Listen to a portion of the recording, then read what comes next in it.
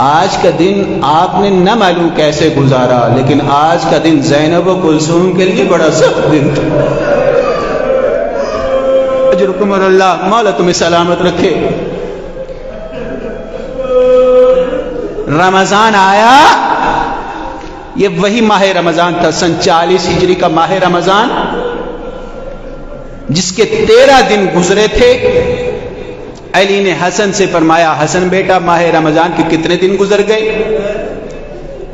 بابا 13 دن گزر گئے۔ حسن بیٹا 13 دن گزر گئے، باقی کتنے دن رہ گئے؟ ہاں، باقی جو ماہ رمضان ہے یہ اس کے لیے ہے کہ جو زندہ رہے گا۔ اجرکم اللہ، مولا تمہیں سلامت رکھے۔ ایک روایت پڑھ دوں، امیر المومنین نے امام حسن سے فرمایا، حسن بیٹا میں نے خواب دیکھا، جبرائیل مکہ میں کوہ ابو قبیس پہ آیا، کوہ ابو قبیس کے 2 پتھر اٹھائے، کعبے کی چھت کے اوپر گیا، جبرائیل نے دونوں پتھروں کو آپس میں ٹکرایا، پتھروں سے خاک گری، پورے مکہ کے ہر گھر میں وہ خاک پڑی۔ اب جو ہی یہ خواب سنایا، امام حسن ہاتھ باندھ کے کہتے ہیں، بابا اس خواب کی تعبیر کیا ہے؟ فرمایا، ان صدقت رؤیا، اگر میرا خواب سچا ہو جائے تو سمجھ لو ان ابا کا مقتول، تمہارے بابا کو قتل کر دیا جائے گا۔ اجرکم اللہ، مولا تمہیں سلامت رکھے۔ عزیزو، میں نے کتنی آسانی سے پڑھ دیا، آپ نے بھی آرام سے سن لیا۔ علی جیسا باپ حسن جیسے بیٹے کو بتا رہے تمہارا بابا مارا جائے گا۔ اللہ جانے حسن کے دل پہ کیا گزری۔ آخر وہ وقت آیا، 19 رمضان کا روزہ، 19 رمضان، یہ جو رات کل کی رات گزری، علی کا طریقہ کار یہ تھا، اپنے ہر بیٹے کے گھر میں، اپنی اولاد کے گھر میں، اپنی بیٹیوں کے گھر میں روزے کا افطار کرتے۔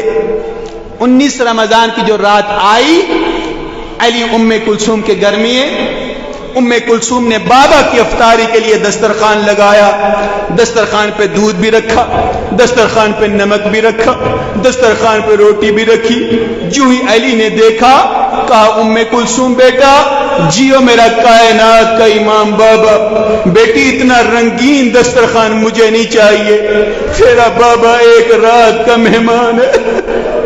اجرکم اللہ، مولا تمہیں سلامت رکھے۔ بیٹی یہ دودھ اٹھا لو۔ اب میرا دل کہتا ہے، علی نے جو دودھ اٹھوایا، کیوں اٹھوایا؟ میرا دل کہتا ہے شاعر کا ہوگا، ام کلثوم پہچانو تمہارا بابا علی ہے، یہ دودھ اٹھا لو، امانت کے طور پہ رکھ لو، کل قاتل کو پلانے کے لیے پھر مانگوں گا۔ اجرکم اللہ، مولا تمہیں سلامت رکھے۔ لو عزیزو، 19 رمضان علی روزہ رکھ کے، آج کی جو آپ نے صبح گزاری ہے، علی روزہ رکھ کے مسجد میں آیا۔ روزہ دار جو ہی مسجد میں آیا، دیکھا کچھ شیطانی صفت لوگ اوندے منہ مسجد میں لیٹے ہوئے، انہی میں ابن ملجم بھی موجود ہے۔ علی آئے، پاؤں کی ٹھوکر مار کے کہا، ارے اس طرح شیطان سوتے ہیں، ذرا سیدھا ہو کے سو جا اور اٹھ جا، وقت نماز بھی ہے۔ یہاں پہ جملہ کہہ دوں عزیزو، علی کو یہ بھی گوارا نہیں کہ اذان کے وقت ابن ملجم جیسا فاسق شخص بھی سویا رہے۔ علی نے اٹھایا، ایک مرتبہ گلدستہ اذان پہ گئے، اذان دی۔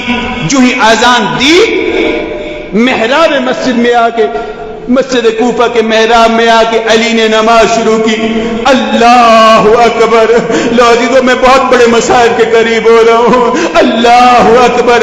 جو ہی علی نے نماز شروع کی، پہلی رکعت گزری، دوسری رکعت کا دوسرا سجدہ تھا، ادھر علی نے سجدے سے سر اٹھایا، ادھر ظالم آگے بڑھا، زہر میں بجھی تلوار علی کے سر پہ لگی، تلوار وہاں لگی جہاں خندق میں لگی تھی، مسلح عبادت خون سے رنگین ہوا۔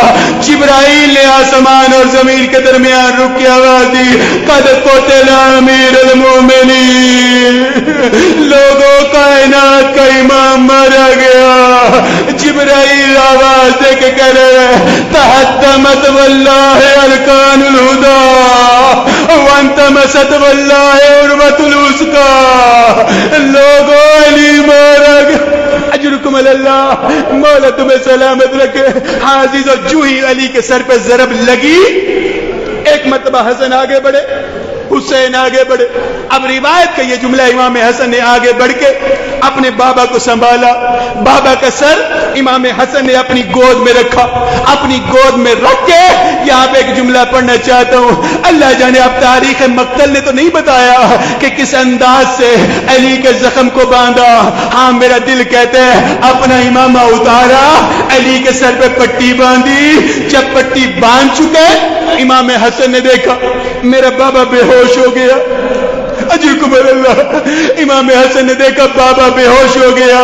جو ہی دیکھا بابا بے ہوش ہو گیا، حسن نے گریہ کرنا شروع کیا. امام حسن کے آنسو علی کے چہرے پہ پڑے. جو ہی علی کے چہرے پہ پڑے، علی نے آنکھیں کھولی. حسن بیٹا پہلے نماز مکمل کرو. حسن آئے، نماز پڑھائی. اب حسین نے اپنا بابا کا سر گودی میں رکھا. کبھی نہ رونے والا علی رو پڑا. بابا رونے کی وجہ کیا ہے؟ بابا کے درد کی شدت رلا رہی ہے؟ نہیں ہو میرا مظلوم بیٹا. کیا بابا میری بہنوں کی یتیمی رلا رہی ہے؟ نہیں ہو میرا مظلوم بیٹا. بابا یہ رونے کا سبب کیا ہے؟ علی نے تڑپ کے کہا ہوگا حسن بیٹا آج میرے سر پہ ایک زخم ہے. ارے مجھے تو پٹیاں باندھ رہا ہے. ارے میں وہ دن بھی دیکھ رہا ہوں جب تیرا جنازہ ہوگا. 70 تیر تیرے جنازے میں لگے. اجرکم اللہ. مولا تمہیں سلامت رکھے. پھر علی نے فرمایا حسین بیٹا میں تو وہ بھی دیکھ رہا ہوں، آج میرے سر پہ ایک زخم ہے، مجھے تو سنبھال ہے. ہائے کربلا کا میدان. جب اکیلی میری بیٹی زینب خیمے کے دروازے پہ کھڑی ہو کے کہے گی ارے ماں جائے حسین ذرا چلا، بہن پٹیاں بنا کے بند. اجرکم اللہ. مولا تمہیں سلامت رکھے. عزیزوں میں مصائب ختم کر دیتا، لیکن نہیں، یہ رونے کی راتیں ہیں، یہ غم کی راتیں ہیں، یہ گریہ کی راتیں ہیں. عزیزوں اس طرح رونے، مولا کا غم اس طرح منانے کی کوشش کرو جیسے کسی کا اپنا باپ مر جاتا ہے. کیوں؟ اس لیے کہ روایت بھی ہے نا، انا وعلی ابوا هذه الامه. علی امت کا باپ ہے. تو آج یہ امت یتیم ہو رہی ہے. یہی امام حسن ہے، جب روتے ہوئے علی کو سنبھالا. سنو گے نماز کے بعد علی کی حالت کیا تھی؟ اور جو علی نے بیٹھ کے نماز پڑھی، حسن نے نماز پڑھائی. بیٹے ذرا صبر کرو، ہاذا رسول اللہ.